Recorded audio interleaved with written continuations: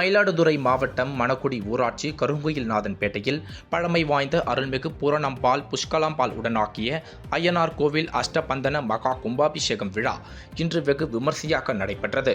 முன்னதாக மல்லாரி வாத்தியங்கள் இசை முழங்க புனித நீர் அடங்கிய கலசங்களை சிவாச்சாரியர்கள் தலையில் சுமந்து கோவிலை சுற்றி வலம் வந்து விமான கும்பத்தை அடைந்தனர். அங்கு வேத விற்பர்கள் வேத மந்திரங்கள் ஓத கோபுர கலசத்தின் மீது புனித நீர் ஊற்றப்பட்டு கும்பாபிஷேகம் நடைபெற்றது. தொடர்ந்து பக்தர்கள் மீது புனித நீர் தெளிக்கப்பட்டது. இதில் ஆயிரக்கணக்கான பக்தர்கள் கலந்து கொண்டு சுவாமி தரிசனம் செய்தனர்.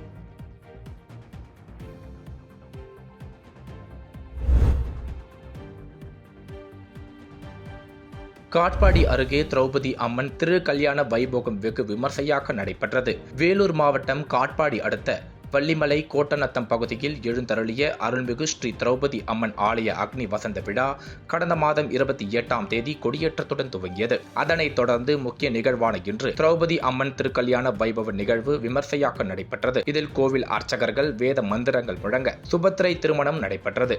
இதில் அக்கிராம மக்கள் மட்டுமல்லாது வள்ளிமலையை சுற்றிலும் 15க்கும் மேற்பட்ட கிராம மக்கள் கலந்து கொண்டு அர்ஜுனன் திரௌபதி அம்மன் திருக்கல்யாண வைபோகத்தில் கலந்து கொண்டு சுவாமி தரிசனம் செய்தனர். அப்போது பக்தர்களுக்கு கோவில் நிர்வாகம் சார்பில் அருட்பிரசாதம் வழங்கப்பட்டது.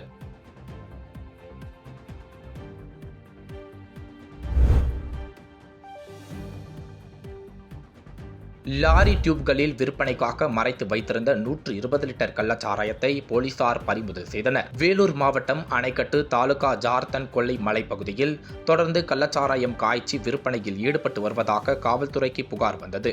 புகாரின் பேரில் வேலூர் தாலுகா காவல்துறையினர் சாராய தேடுதல் வேட்டையில் ஈடுபட்ட போது 120 லிட்டர் கள்ளச்சாராயம் மற்றும் 2000 லிட்டர் கள்ளச்சாராய ஊறல் பறிமுதல் செய்யப்பட்டது. மேலும் கள்ளச்சாராய வியாபாரத்தில் ஈடுபட்ட ஜார்த்தான் கொள்ளை பகுதியைச் சேர்ந்த வெங்கடேசன் கைது செய்யப்பட்டு விசாரணை மேற்கொண்டு வருகின்றனர்.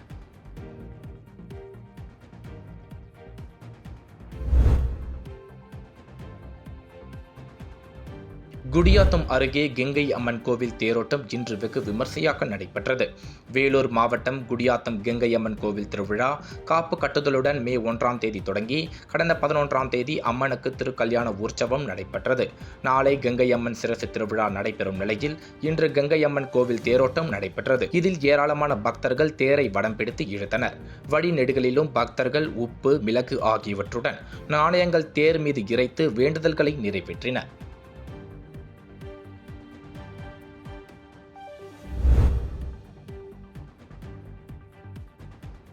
நத்தம் கைலாசநாதர் கோவில் வைகாசி விசாக திருவிழா கொடியேற்றத்துடன் இன்று தொடங்கியது. திண்டுக்கல் மாவட்டம் நத்தம் கோவில்பட்டியில் உள்ள செண்பகவல்லி அம்பிகா சமேத கைலாசநாதர் கோவிலில் வைகாசி விசாக திருவிழா இன்று காலை கொடியேற்றத்துடன் தொடங்கியது.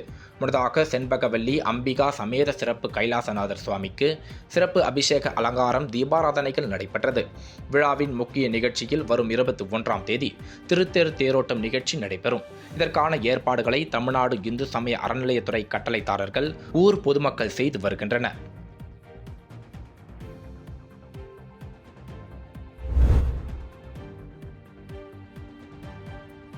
ஒசூர் அருகே தொடர் கனமழை காரணமாக அணையிலிருந்து வெளியேற்றப்படும் நீரில் உருவாகும் நுரைகள் விளைநிலங்களில் பாய்வதால் விவசாயிகள் வேதனை அடைந்துள்ளனர். கிருஷ்ணகிரி மாவட்டம் ஓசூர் சுற்றுவட்டார பகுதிகளில் பெய்து வரும் கனமழை காரணமாக கெலவரப்பள்ளி நீர்த்தேக்க அணையில் நீர்வரத்து கணிசமாக அதிகரிக்க தொடங்கியுள்ளது. கெலவரப்பள்ளி நீர்த்தேக்க அணையின் மதகுகள் சரி செய்யப்பட்டு வருவதால் அணைக்கு வரக்கூடிய மழைநீர் தென்பெண்ணை ஆற்றில் வெளியேற்றப்படுகிறது. தொடர்ந்து நீர்வரத்து அதிகரித்து வருவதன் காரணமாக அணையில் இருந்து 570 கன அடி நீர் வெளியேற்றப்பட்டு வருகிறது.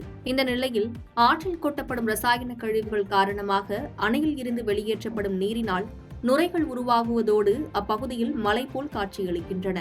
மேலும் அப்பகுதியில் 2 ஏக்கர் பரப்பளவில் பயிரிடப்பட்டுள்ள முட்டைக்கோஸ் பயிர்களில் நுரைகள் விழுவதால் விவசாயிகள் வேதனையடைந்துள்ளனர்.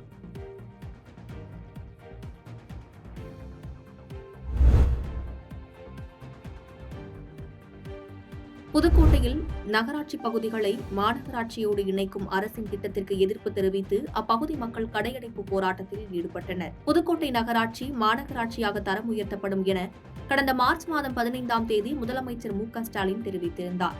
முதலமைச்சரின் இந்த அறிவிப்பை தொடர்ந்து மாநகராட்சியாக தரம் உயர்த்தப்படும் பணிகளை அதிகாரிகள் மேற்கொண்டனர். இந்த நிலையில் புதுக்கோட்டை மாநகராட்சியை சுற்றி அமைந்துள்ள தேக்காட்டூர், முள்ளூர், திருக்கட்டளை உள்ளிட்ட ஊராட்சி பகுதிகளை மாநகராட்சியோடு இணைப்பதற்கு எதிர்ப்பு தெரிவித்து அப்பகுதி மக்கள் பல்வேறு போராட்டங்களை நடத்தி வந்தனர். நகராட்சி மற்றும் ஊராட்சி பகுதிகளை மாநகராட்சியுடன் இணைப்பதன் மூலம் சொத்து வரி, தண்ணீர் வரி உள்ளிட்டவைகள் உயர்த்தப்படும் என்றும் 100 நாட்கள் வேலைவாய்ப்பு திட்டம் நிறுத்தப்படும் என்பதற்கும் எதிர்ப்புகளை தெரிவிக்கும் வகையில் அப்பகுதி வர்த்தகர்கள் 150 கடைகளை அடைத்து கடையடைப்பு போராட்டத்தில் ஈடுபட்டனர்.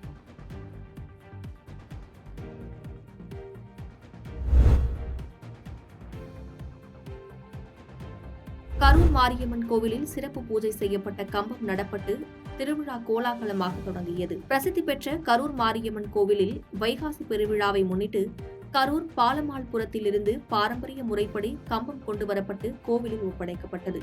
பின்னர் அமராவதி ஆற்றிற்கு கம்பம் எடுத்துச் செல்லப்பட்டு சிறப்பு பூஜைகள் செய்யப்பட்டன. தொடர்ந்து பக்தர்கள் வழிநெடுகிலும் சுவாமி தரிசனம் செய்ய ஊர்வலமாக எடுத்து வரப்பட்ட கம்பம் கோவிலில் ஒப்படைக்கப்பட்டது. இதையடுத்து கம்பம் கோயிலில் நடப்பட்டு வைகாசி பெருவிழா கோலாகலமாக தொடங்கியது. இதனையடுத்து திருவிழாவின் சிகர நிகழ்வான பூச்சொரிதல் விழா 17ஆம் தேதியும் திருத்தேர் நிகழ்ச்சி 27ஆம் தேதியும் நடைபெறும் என கோவில் நிர்வாகம் தெரிவித்துள்ளது.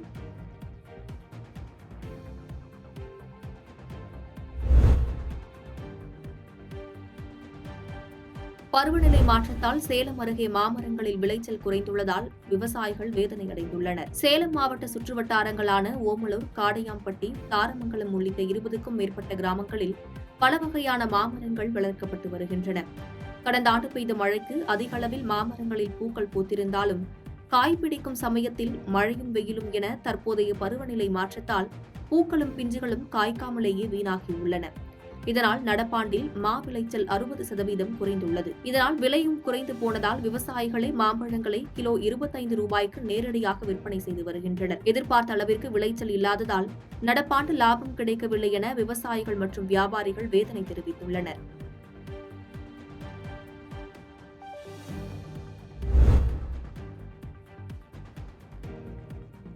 எடப்பாடி பழனிசாமியின் தலைமையில்தான் அதிமுக இயங்கும் என முன்னாள் அமைச்சர் செங்கோட்டையன் தெரிவித்துள்ளார். அதிகரித்து வரும் கோடை வெப்பத்தை தணிக்கும் வகையில் அதிமுக சார்பில் மாநிலம் முழுவதும் தண்ணீர் பந்தல் திறக்கப்பட்டு வருகிறது. அந்த வகையில் காஞ்சிபுரம் மாவட்ட அதிமுக சார்பில் கடந்த 10 தினங்களாகவே நீர்மோர் பந்தல்கள் திறக்கப்பட்டு வருகிறது. அதன் ஒரு பகுதியாக காஞ்சிபுரம் மாவட்ட ஆட்சியர் அலுவலகம் அருகே அமைக்கப்பட்ட தண்ணீர் பந்தலை முன்னாள் அமைச்சர் செங்கோட்டையன் திறந்து வைத்து பொதுமக்களுக்கு பழங்கள் மற்றும் குளிர்பானங்களை வழங்கினார். இதன்பின் செய்தியாளர்களிடம் நாடாளுமன்ற தேர்தல் முடிவுக்கு பின் அதிமுக பிளவுபடும் என அமைச்சர் ரகுபதி கூறிய கருத்துக்கு பதிலளித்த அவர், அதிமுக பொதுச் செயலாளர் எடப்பாடி பழனிசாமி தலைமையில்தான் அதிமுக இயங்கும் என பதிலளித்தார். பாதகம் செய்பவரை கண்டால் நாம் பயங்கொள்ளலாகாது பாப்பா, மோதி மிதித்து விடு பாப்பா, அவர் முகத்தில் உமிழ்ந்து விடு பாப்பா. அண்மை செய்திகளை உடனுக்குடன் தெரிந்து கொள்ள இணைந்திருங்கள் எம் நாடு தொலைக்காட்சியுடன்.